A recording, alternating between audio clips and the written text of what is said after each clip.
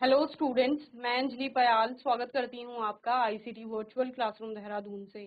कैसे हैं आप सब लोग? उम्मीद करती हूँ आप सब लोग अच्छे होंगे और अपनी लाइफ में बहुत बेहतर कुछ कर रहे होंगे। आज हम बात कर रहे हैं क्लास 10th के साइंस की। चैप्टर चल रहा है 4th, carbon and it's compounds. Carbon एवं उसके यौगिकों पर हम लोग बात कर रहे हैं। काफ़ी चीज़ें पढ़ ली हैं, जिसमें से कि आपने लास्ट सेशन में आइसोमेरिज्म पर बात की थी।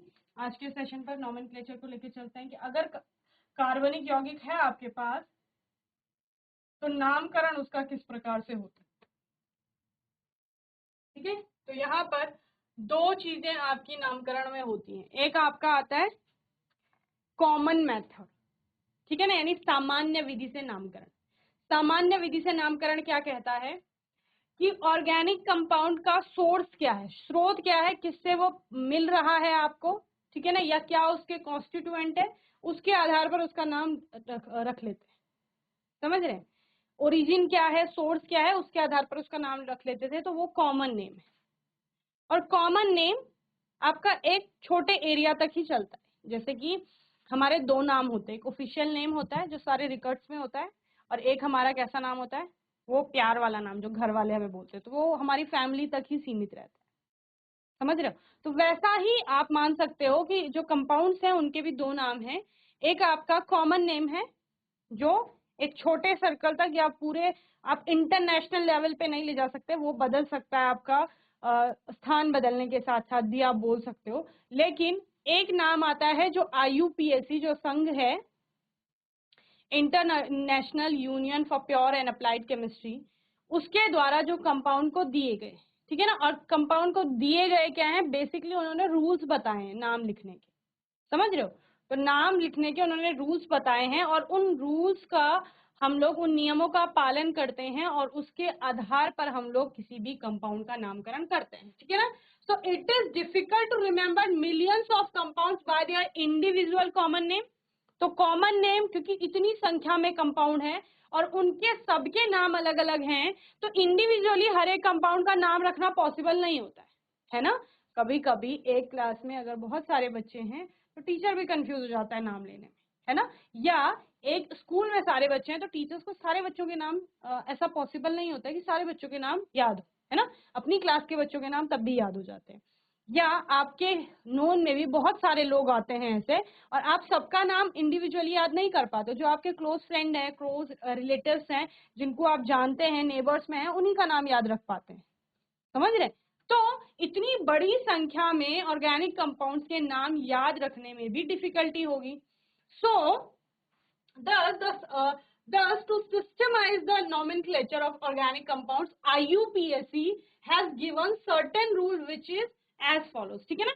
तो IUPAC ने क्या किया, इस डिफिकल्टी से ओवरकम करने के लिए क्या बोला कि कुछ ना रूल्स बनाते हैं, और उन रूल्स को हम लोग यूज करेंगे टू टू नेमिंग, ठीक है ना, और टू नेम सर्टेन कंपाउंड। ठीक है ना? कुछ कंपाउंड को नाम देने के लिए हम इन रूल्स का पालन करेंगे। Okay, identify the number of carbon atoms in the compound. ठीक है ना? तो रूल्स में आपके क्या क्या थे?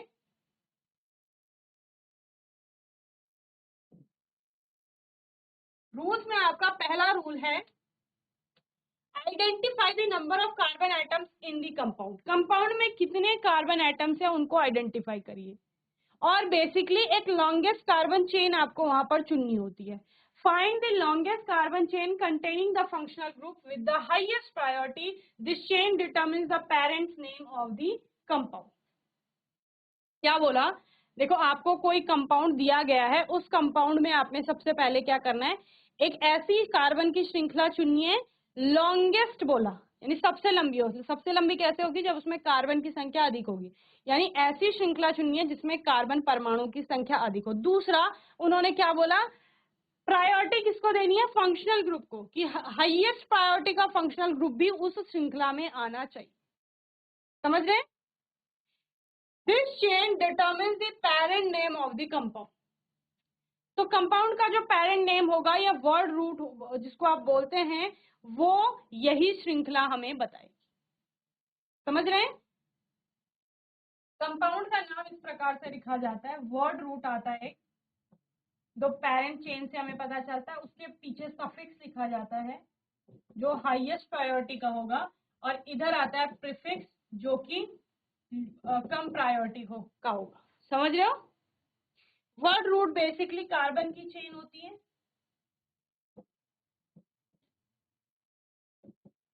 सफिक्स में आपके क्या आते हैं? Functional group, FG functional group, इसके अलावा bonds, double bond, triple bond, वो सफिक्स में आएंगे आपके। प्रीफिक्स में आपके क्या आता है? यहाँ भी फंक्शनल ग्रुप आएंगे बट लो प्रायोरिटी वाले, इनको पूर्व लग्न, अनुलग्न इस प्रकार से कहा जाता है। समझ रहे हैं? चलिए तो देखो, सबसे पहले नंबर ऑफ कार्बन एटम्स की बात की जाए तो श्रृंखला क्योंकि आपके पास होगी, तो श्रृंखला कितने कार्बन की है? यदि एक कार्बन की है तो उसके लिए क्या आता है? वर्ड रूट में मिथ आएगा। समझ रहे हैं? यदि 2 कार्बन की है तो इथ आएगा, 3 कार्बन के लिए प्रो, 4 के लिए ब्यूट, 5 के लिए पेंट, 6 के लिए हेक्स, 7 के लिए हेप्ट, 8 के लिए ऑक्ट, 9 के लिए आपका नॉन आता है, 10 के लिए डेका आता है। इस तरह से यदि कार्बन सारे सिंगली बॉन्डेड है तो उसके आगे एन लगता है। समझ रहे हैं? तो methane, ethane, propane, butane, pentane, hexane, heptane, आपका ऑक्टेन, नोनेन, डेकेन, इस प्रकार से आता है अगर उस पे क्या है? सिंगल बॉन्ड है। अगर डबल बॉन्ड आ रहा है श्रृंखला में तो एन के स्थान पर ईन हो जाता है। Ethene, propene, butene, pentene, hexene, heptene, octene, nonene, decene, इस प्रकार से। और अगर ट्रिपल बॉन्ड आ रहा है कंपाउंड में, 3 आबंध दिखाई दे रहे हैं, तो उसको इन या एन के स्थान पर आइन आप लोग प्रोनाउंस करते हैं और लिखते हैं। तब क्या हो जाता है? Ethyne, propyne, butyne, pentyne, hexyne, heptyne, octyne, nonyne और डिकाइन, इस तरह से। समझ रहे हैं? तो इस तरह से आपका बॉन्डिंग चेंज होगी तो फिर आपका नाम भी चेंज हो जाएगा। सेकेंड है आपका change the ending of the parent alkane, alkene, alkyne to the suffix of the highest priority group which gives the parent name of the compound. Usually drop the letter E before adding the suffix except of for nitrile where the E is kept. क्या कहा गया है? Alkene में जो आप alkene लिख रहे हो या एल्कीन लिख रहे हो, कोई भी, जैसे आप इथीन लिख रहे हो सपोज, तो इथीन में आपका क्या होता है? इस प्रकार से लिखा जाता है। तो ये लास्ट वाला ई है ना, इसको हटा देंगे कब? जब सफिक्स में कोई हाईएस्ट प्रायोरिटी का फंक्शनल ग्रुप जुड़ने आएगा तब। समझ रहे हो? तो इस ई को आप हटा देंगे। दूसरा क्या बोला है? एक्सेप्ट फॉर नाइट्राइल, जैसे नाइट्राइल जैसे आपके कुछ कुछ ग्रुप्स होते हैं जिसमें ई को रखा जाता है, ठीक है ना, और उसके आगे नाइट्राइल लगा दिया, जिससे उसमें ई को रखा जाता है, उसमें ई को हटाते नहीं हम लोग। अब यहाँ पर फंक्शनल ग्रुप है अलग अलग, और उनके लिए क्या किया गया है? नाम बताया गया है कि जब वो सफिक्स में आएंगे और जब वो प्रीफिक्स में आएंगे। देखो प्रीफिक्स में वो कब आएंगे? अगर 2 फंक्शनल ग्रुप हैं, उनमें से एक हाईएस्ट प्रायोरिटी का है, दूसरा लो प्रायोरिटी का है, तो जो लो प्रायोरिटी का होगा वो प्रीफिक्स में चला जाता है, उसको पहले पढ़ते हैं, और जो सफिक्स होगा वो बाद में आएगा। समझ रहे हैं? और सेम फंक्शनल ग्रुप आपका कभी प्रीफिक्स में भी आ सकता है, कभी सफिक्स में भी आ सकता है। ओके, तो उसके नाम आप किस तरह से पढ़ेंगे? जैसे डबल बॉन्ड है तो डबल बॉन्ड को इन पढ़ते हैं, सफिक्स में ही जाएगा हमेशा। ट्रिपल बॉन्ड आइन, सफिक्स में ही जाएगा। क्लोरीन, ब्रोमीन या हेलोजन जो है वो सारे आपके प्रीफिक्स में ही आते हैं। तो क्लोरीन को क्लोरो पढ़ा जाता है, ब्रोमीन को ब्रोमो पढ़ा जाता है, आयोडीन है तो उसको आयोडो पढ़ा जाएगा, इस प्रकार से। ठीक है ना? एल्कोहल है अगर तो उसको हाइड्रोक्सी पढ़ा जाता है अगर वो प्रीफिक्स में आएगा तो, और अगर सफिक्स में बाद में आता है तो उसको उसके लिए ऑल जुड़ता है। ठीक है, जैसे आपने मिथेनॉल, इथेनॉल पढ़ा है ना, तो ऑल जुड़ता है। चलिए, एल्डिहाइड के लिए आपका फॉर्माइल आता है अल, और सफिक्स में आपका अल आता है। इसके अलावा कार्बेल्डिहाइड भी आता है। ठीक है, कीटोन की बात करें तो ऑक्सो आता है इसका। ठीक है, प्रीफिक्स में, सफिक्स में ओन ही आएगा।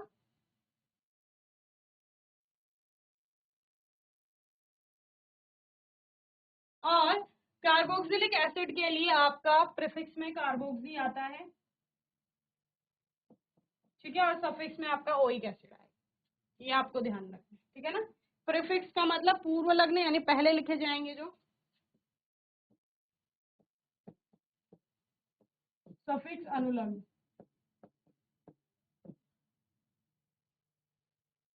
ठीक है, next is number the chain from the end closest to the highest functional group, ठीक है ना। जो देखो अभी आपने चेंज चुनी, आपने बोला उसमें फंक्शनल ग्रुप भी होना चाहिए हाईएस्ट प्रायोरिटी का।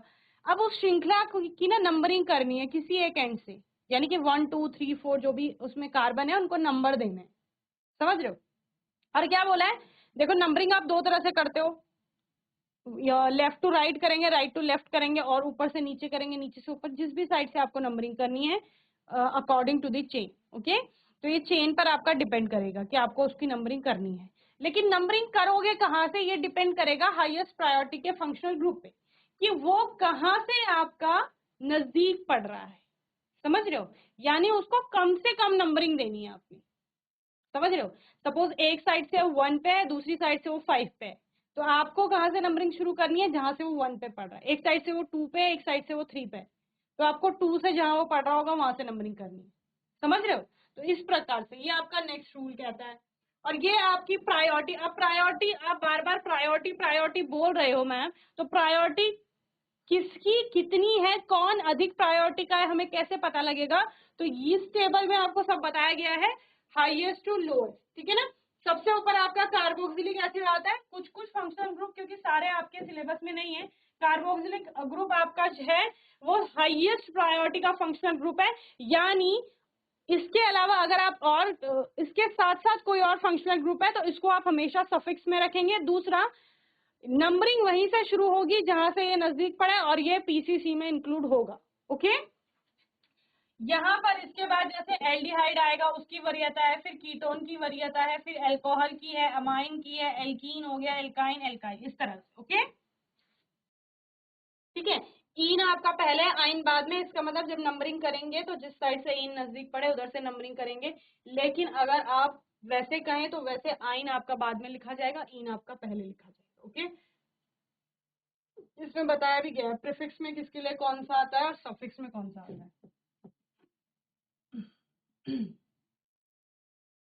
चलिए, name the compounds by following order, पहले प्रीफिक्स, फिर वर्ड रूट आएगा, फिर suffix. The other groups are named as substituents by using the appropriate prefixes, ठीक है ना, उनको पहले लिख दिया जाता है जो सब्स्टिट्यूएंट में आता है। चलिए अब करते हैं नॉमेनक्लेचर स्टार्ट।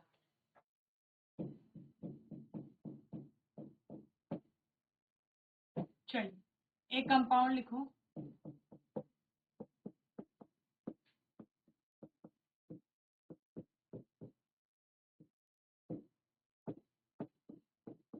ये आपके पास कंपाउंड है, ठीक है ना। अब देखो श्रृंखला, एक ही श्रृंखला आपको दिख रही है, सीधी श्रृंखला, कार्बन 1 2 3 4 5, 5 कार्बन है। 5 कार्बन के लिए वर्ड रूट पेंट आता है, सारे पांचों कार्बन सिंगल बॉन्ड से जुड़े हैं तो पेंटेन इसका नाम हो गया, ठीक है। चलिए नेक्स्ट लिखो,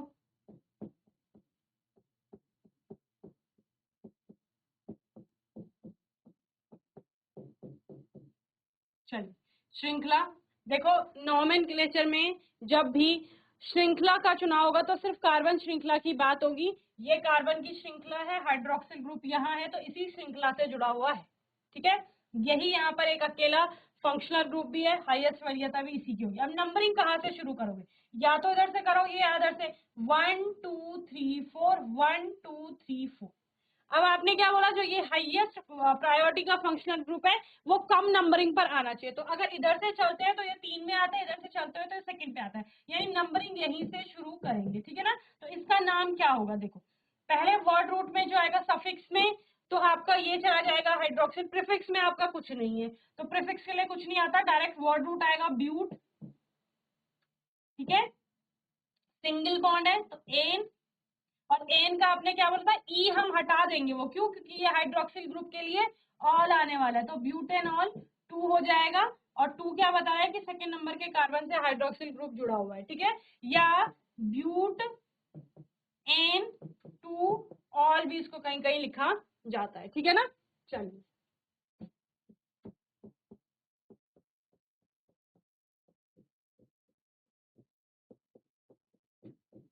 ये है आपका एक फंक्शनल ग्रुप, ठीक है। इसका नाम क्या होगा, बोलो। 4 कार्बन है, ब्यूट सिंगली बॉन्डेड है एन, और ये क्या है, ये एल्डिहाइड है ब्यूटेनल, तो ब्यूटेनल 1 या ब्यूटेन 1 अल भी इसको कहा जाता है। ओके, वन क्या बता रहा है कि जो पहला कार्बन है वो कार्बन किसका है, एल्डिहाइड समूह का है। ओके, यहाँ पर क्योंकि आपका कार्बन नहीं था, हाइड्रोक्सिल में कार्बन नहीं होता है। चलिए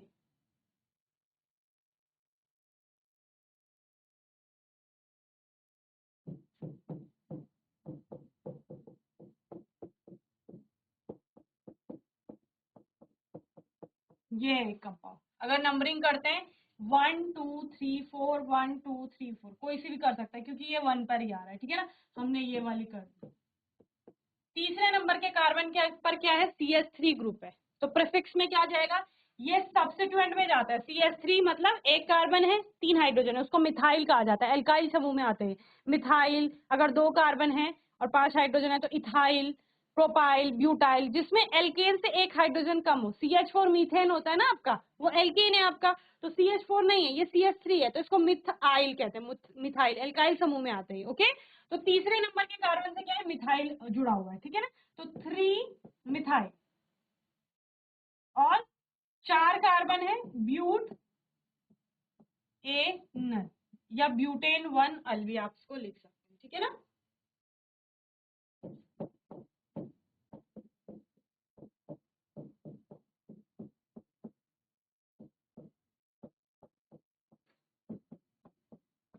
ठीक है, कंपाउंड है, अब नंबरिंग करो 1 2 3 4 1 2 3 4, तो कौन सी नंबरिंग सही होगी, नीचे वाली सही, ठीक है। क्यों, क्योंकि OH को हमने 2 पर रखना है, यानी कम पे रखना है बेसिकली। तो क्या हो गया, 3 पे मिथाइल है,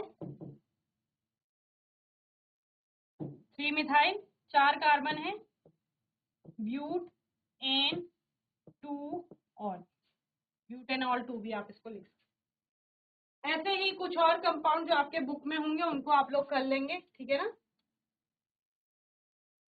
chemical properties of carbon combustion, यानी कि दहन ऑक्सीजन की प्रेजेंस में होता है। ऑक्सीडेशन, ऑक्सीजन का जुड़ना। एडिशन का मतलब क्या होता है, योगात्मक अभिक्रिया जिनको कहा जाता है। सब्स्टिट्यूशन रिएक्शन, आपका प्रतिस्थापन हो रहा होगा। ओके, इनको आप लोग होमवर्क में देख लेंगे एक बार। और ये इथेनॉल और इथेनोइक एसिड के बारे में आप लोग पढ़ लेंगे। और esterification reaction, saponification, soap and detergent, ये भी आप लोग पढ़ लेंगे आराम से, ठीक है ना। फिर कोई डाउट आएगा तो आप लोग बता लेंगे। एक आता है इसमें होमोलोगस सीरीज का एग्जांपल, वो पेपर में भी आपका आता है। होमोलोगस सीरीज बेसिकली ऐसी सीरीज होती है जिसमें कि एक ही फंक्शनल ग्रुप वाले यौगिक आपको दिखते हैं और उनमें एक CH2 यूनिट का डिफरेंस दिखाई देता है, ठीक है ना। तो ऐसी सीरीज जिसमें सेम फंक्शनल ग्रुप है सबका, लेकिन अगर एक सदस्य के पास दूसरा सदस्य आप देखें क्रमागत तौर पर, तो उनमें एक CH2 यूनिट यानी कि 14 मास यूनिट का डिफरेंस देखने को मिलता है। जैसे एल्केन की सीरीज है जिसमें कि आपका मीथेन आ गया, ठीक है, उसके बाद इथेन आ गया, देन प्रोपेन, तो सब में एक कार्बन और 2 हाइड्रोजन का अंतर आता है। ये प्रोपेन आ गया, फिर उसके बाद ब्यूटेन आ गया। इसी प्रकार एल्केन की सीरीज ये हो जाएगी। एल्कीन की भी एक होमोलोगस सीरीज होगी, इथीन, प्रोपीन, ब्यूटीन। और एल्काइन की आपका एक सीरीज होगी, है ना, इथाइन, मिथाइन, इथाइन, प्रोपाइन, ब्यूटाइन, इस तरीके से। एल्कोहल की अपनी एक होमोलोगस सीरीज होगी, कीटोन की होगी। तो सारे मतलब उसमें फंक्शनल ग्रुप सेम होगा, ठीक है। तो यानी केमिकल प्रॉपर्टीज सेम होंगी मोस्ट ऑफ। ओके, चेंज किसमें आएगा, कार्बन की श्रृंखला में एक कार्बन और दो हाइड्रोजन का अंतर आपको देखने को मिलेगा। ओके, चल, तो मैं उम्मीद करती हूँ आज का सेशन आप सभी को अच्छे से समझ में आया होगा। इस चैप्टर में हमने लगभग आपके ज्यादातर टॉपिक कर लिए हैं। केमिकल प्रॉपर्टीज जो है ऑर्गेनिक कंपाउंड्स की, जिसमें आप रिएक्शन करते हैं, वो आप लोग एक बार प्रैक्टिस कर लेंगे। फिर कोई डाउट आएगा, क्वेश्चन आएगा तो आप लोग पूछ लेंगे। और तब तक के लिए ICT वर्चुअल क्लासरूम से जुड़ने के लिए धन्यवाद।